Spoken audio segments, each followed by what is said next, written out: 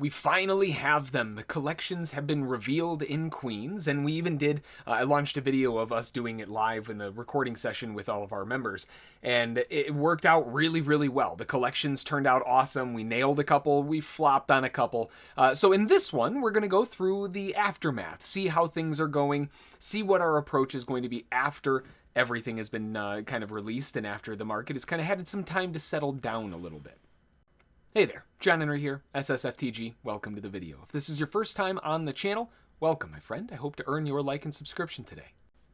If you saw the recording of the live collection release, then you will have been able to see a bit into my head and kind of how I operate during these times.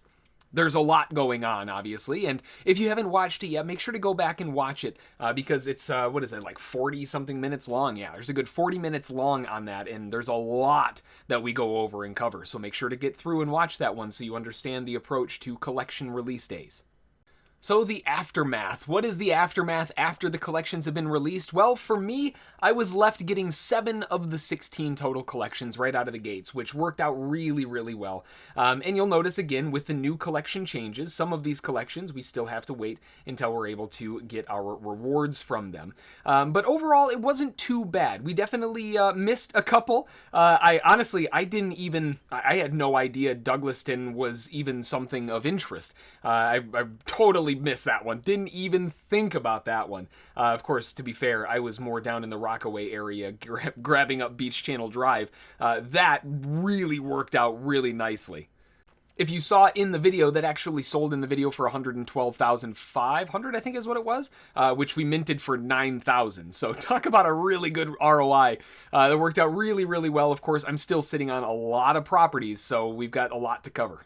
For me, when I'm minting during a release, I try to mint small and all over the place, kind of buckshot style, right? If we look back at my properties map, we can see, I mean, they're scattered all over the place.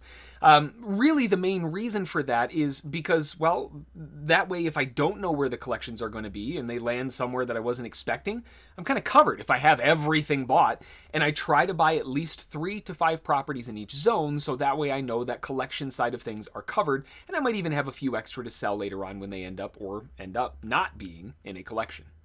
As we can see from my current property holdings, I have way more than I need in Queens when compared to some of the others. Obviously, Los Angeles still holding a few there. Nashville, Kansas City, Detroit, those are all kind of edging their way back down to normal and just leaving back with collections that I'm holding. Beyond that, Los Angeles and Queens, with Queens being the largest holding of mine, we've got a lot of properties to go through. Now, of these 87, 76 of them are not part of a collection. They're just regular properties that we have to go through and try to sell.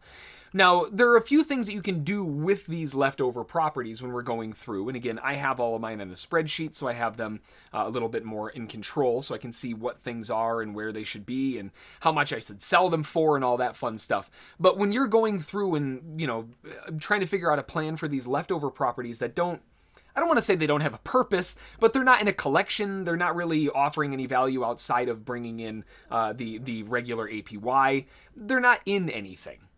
Now, of course, if you're a treasure hunter, having a web of these properties laid out so that you can jump around without having to spend a bunch of money on sends is definitely the way to go. I did not mint in Queens with treasure hunting in mind because I don't want to deal with having to treasure hunt with this stupid little thing down here, because I know I'm going to send like here thinking that the treasure's there. Oh, nope, it's actually down here, right? I don't want to deal with that. I'm waiting for a nice little area like Rutherford, if it wasn't so ridiculously expensive, is the kind of area that I'm looking to build a treasure hunting map in. Very small, very few zones, something you can really stack inside of. Manhattan really didn't fit that bill for me. Depending on how many properties you were able to get, though, it might work out really well. Now, other people are going to be looking to cash out their profits. If they minted and then they sold them all and they're just looking to cash out in profits, then really there are a few things that we can do with those. Basically, just list them in USD, wait for them to sell, and then after they sell, you PayPal it out, bingo bango, you're ready to rock and roll, right? Easy. If you're more of a passive investor, passive investors, you can just kind of hang on and let the value grow. We're talking about Queens, which is part of the 5-piece New York hub. Chances are this isn't going to be going down in value anytime soon. And as they add more areas, you'd think, oh, well, that's going to draw the value of New York down. there's only one New York, right? That's the beauty of NFTs. When you own an NFT property in Manhattan or Queens or Rutherford or wherever, there's only so many of those in existence within Upland. You can't have any more than that. So that doesn't necessarily pull down the value because, well, there's still only a finite amount of them. And the cool thing is, even though I know they're not in collections, there's anything crazy, but you could list them for sale at 2x or 3x your mint cost, which is going to take a while to sell, obviously. They're not in a collection or they don't have any justifiable importance, but after enough time, after the floor rises up and kind of catches up to the rest of New York, you'll start selling them out. And along the way, since you're more on the passive side of things, just letting them sit there and stack that 14.7% APY, because again, they're not in a collection, is still totally fine. That's way better than a lot of other places in general. And once they sell, then you've got your 2-to-1. If you're more of an active investor such as myself, then we can hit this a little bit differently. For me, I like to flip out of my remaining properties at a small gain, like anywhere from very negligible 5-10% all the way up to maybe 20 to 50%. Above mint, that way I can get liquid UPIX and get going for whatever the next release happens to be, whether it's cars or a new city or whatever. Now, initially, when I list things for sale, sometimes after a few weeks, there are going to be some that are left over. They won't sell. The ones that I don't list for sale are my cheapest properties. I try to offload my most expensive properties that aren't in a collection. The reason for this is because I actually did a video about this not too long ago called their Sour Patch properties. I don't want to add to that list. Those are the properties, and every area is different, right? But there's a certain bracket or a zone that's just really hard to sell. As an example, in Los Angeles, that zone was between like 13 to 17,000.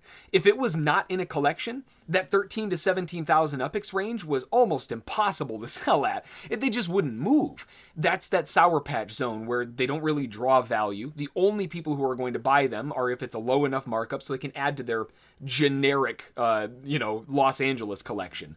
But they're still properties to mint. So they just sit there. They just sit there and forever, and eventually the floor will catch up where they sell, but I'm not a passive investor. I want those gone. Get those out of my just gone, so that we can get that liquid UPIX and invest it into something that's a little bit more fruitful.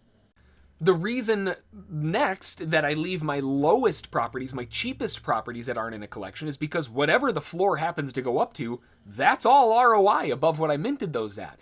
I'm effectively leaving my smallest runner, if we're using some of the trading context that I'm always talking about. It's kind of what I do. We leave that runner position on, meaning we leave our smallest portion on. That's the least valuable as far as what we had to put into it, but they will be the most valuable ROI-wise once we decide to sell them. Those can be our cash cows. Those can be our passive investment things that we just leave on the side, and when a new city comes out, whatever the floor is, sell it at the floor, offload them at a really nice ROI because you've been holding them for so long. You gain the liquid UPIX, you're selling below the floor, so they flip generally pretty fast, and on top of that, they're your cheapest ones, so if they don't immediately flip, they will eventually if you're pricing them at the floor, they're still just going to sit there and earn. It's really a win-win.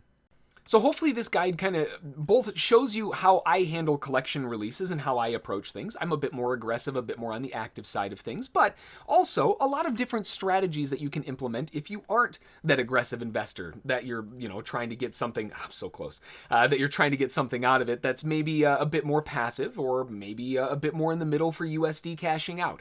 I like to kind of cover the bases. I know there are tons of different ways to approach the game. I'm personally what I would consider a maximalist. I want to maximize my earnings for the lowest investment that I can possibly get. Others are collectors. They want the chips by their name, or they're holding on to them for value because, well, collections are the ones that hold on to value the best, right? There's hodlers. They're, long-term investors who are just looking to sit on it and come back in 5 years and hope that they've got bajillions of dollars. There's all kinds of different ways to approach this. Whatever your approach is, the important thing is that you have a plan and you design your plan before it's needed so that when something like this comes up with a Queen's launch or a collection launch or something like that, you're prepared. That's going to do it for this one, though. Until the next one, thanks for watching. I really hope you did amazingly well in this Queens Collection release. We nailed a couple, we flopped on a couple, but overall it worked out pretty well. How did you do? I know how I did, but how did you guys do? Did you land some collections? Did you really nail them? Or was it kind of a flop? We've all been there before. How did things go? And we can see how everybody else did in the comments. I always love hearing from you guys anyway. Until the next one, though, thanks for watching, and we'll see y'all then. Thanks.